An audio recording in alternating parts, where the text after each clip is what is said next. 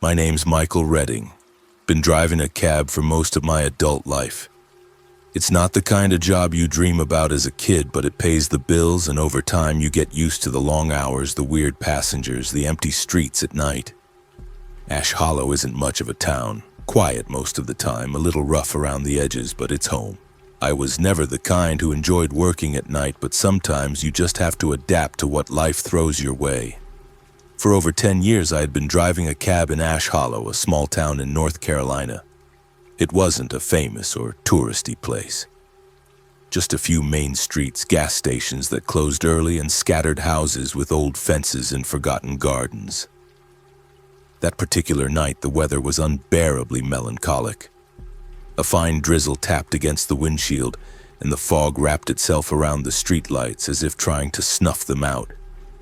Everything seemed cloaked in a blanket of silence and dampness. It was late, past 2 in the morning. Usually at that hour, there wasn't much to do besides cruising the empty streets, hoping to find a lost customer or someone who needs a ride. I was rolling down Miller Street, a barely lit avenue, when I saw her. Standing by a flickering streetlight, there was a girl. She clutched a small backpack against her chest and didn't seem to have an umbrella or even a coat, as if the rain didn't bother her at all. She raised her hand slowly, signaling for a taxi. I felt a shiver, but it was the kind you shake off, blaming the cold. So I pulled over next to her, rolled down the window slightly, and asked if she needed a ride. The girl turned to me slowly, as if every movement took effort. Her face was partially hidden by wet hair, but I could see her eyes, a strange, almost grayish color, like they had lost all life. Without saying a word, she opened the back door and got in. She closed the door with a dull thud. "Where to?" I asked, trying to sound friendly, but all I got in return was a long, uncomfortable silence. For a moment, I thought maybe she hadn't heard me. Then in a low voice, almost a whisper, she said, "To the end of Brookside Avenue, where the alley opens." Brookside Avenue. Not exactly the best place to be at that hour. Even less with the fog thickening like a veil over the street. I gripped the steering wheel tighter, feeling a strange tension in the air. Something told me that night wouldn't be like the others. Without another word, I pulled away from the curb while the figure of the girl remained absolutely silent in the back seat, as if she were part of the fog itself. As I pulled away from the curb, the soft hum of the engine seemed louder than usual against the stillness of the night. The drizzle kept tapping lightly on the windshield, and the wipers moved in a slow, steady rhythm, barely managing to clear the thickening fog that swallowed the narrow streets of Ash Hollow. I stole a glance at the rearview mirror. The girl sat perfectly still, her gaze lost somewhere beyond the window, her arms wrapped tightly around her backpack as if it were the only thing anchoring her to this world. I cleared my throat, trying to shake off the uncomfortable silence. "Cold night," I said, half expecting, half hoping for some response. She didn't move. She didn't blink. It was as if she hadn't even heard me. The tires hissed over puddles as we drove past shuttered shops and darkened houses. Every now and then a streetlight would flicker and buzz, casting strange, wavering shadows across the misty road. I felt a growing tightness in my chest. It wasn't the cold. It wasn't the rain. Something about her presence unsettled me on a level I couldn't quite explain. A subtle chill seemed to emanate from the back seat, creeping up my spine, making the hairs on my arms stand on end. I tried to brush it off. Maybe I was just tired. Maybe the weather was playing tricks on me.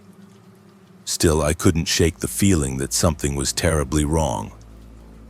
We crossed over Willow Creek Bridge, the old wooden planks creaking under the weight of the cab.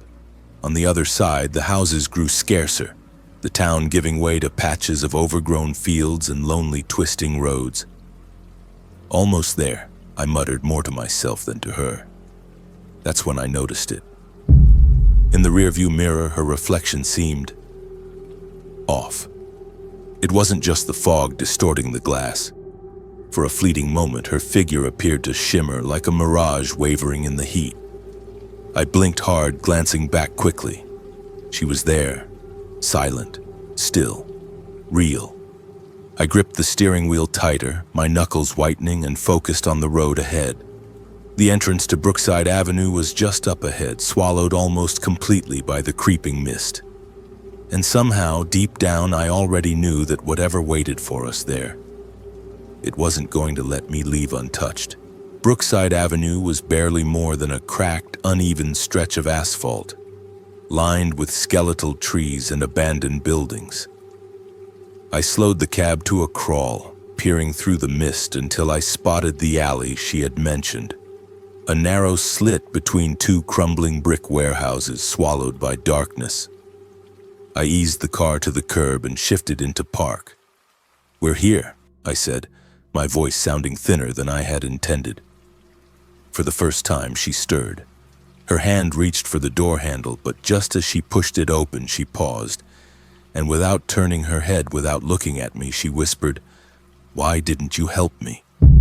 The words hit me like a punch to the gut. My mouth went dry. My heart stuttered in my chest. I wanted to say something. Anything. But the words caught in my throat.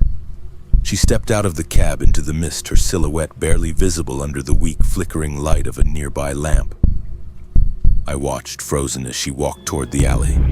With each step she took, her figure seemed to fade, first her legs, then her torso, and finally her head, until there was nothing left but empty fog and the sound of drizzle falling on cracked pavement.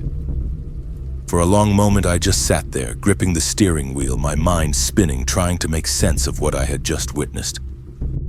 But deep down, in the pit of my stomach, I already knew. That girl had never truly been alive that night, and I had seen her before, I just hadn't realized it yet. The ride back home felt longer than usual, even though the streets were empty and silent, swallowed by the mist. I couldn't shake the feeling. That gnawing sensation deep in my chest, like I had just lived through something I wasn't supposed to witness. Every so often I caught myself glancing at the rearview mirror, half expecting to see her sitting there again. But there was only emptiness, and the faint, restless hum of the cab's engine. When I finally pulled into my driveway, I sat there for a moment, staring at the dashboard, listening to the ticking of the cooling engine. I felt drained, but at the same time, sleep seemed impossible. Maybe a cup of tea would help calm my nerves, I thought. I locked up the car, hurried inside, and set a kettle on the stove. As I moved through the familiar motions, a single thought gnawed at the edge of my mind. I know that face. The realization hovered there, just out of reach, like a half-remembered dream.